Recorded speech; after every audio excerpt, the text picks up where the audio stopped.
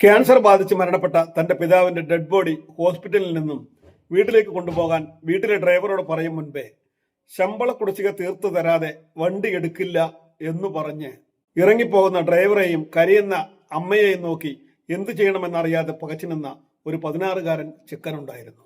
പിന്നീട് അവൻ നാടകങ്ങളും സീരിയലുകളും എല്ലാം ചെയ്തു അന്നോളം സമ്പാദിച്ച മുഴുവൻ സമ്പാദ്യവും ആസ്പത്രി കിടക്കയിൽ അമ്മയ്ക്ക് വേണ്ടി ചെലവഴിച്ചിട്ടും മരണത്തിലേക്ക് യാത്ര പോയ അമ്മയെയും അമ്മയുടെ മരണശേഷം വിഷാദ രോഗത്തിന് അടിമപ്പെട്ട സഹോദരിയെയും അധികം കനമില്ലാത്ത ഒരു പേഴ്സുമായി ഡൽഹിയിൽ നിന്നും മുംബൈയിലേക്ക് കാലുകുത്തിയ ഒരു 26-കാരൻ പയ്യനുണ്ടായിരുന്നു.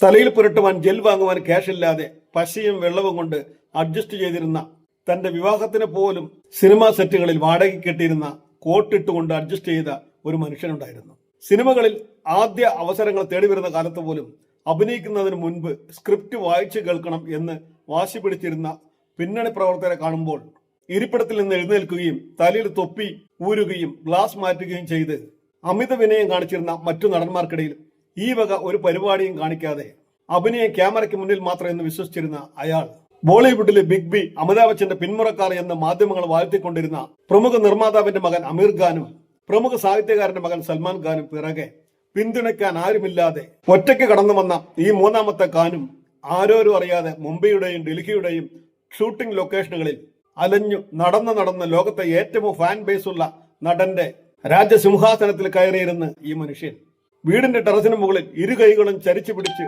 അയാൾക്ക് മാത്രം സ്വന്തമായുള്ള ആ ട്രേഡ് മാർക്ക് ചിരിയോടെ അയാൾ തന്റെ ആരാധകർക്ക് വേണ്ടി ഒരു ദിവസം പ്രത്യക്ഷപ്പെടും.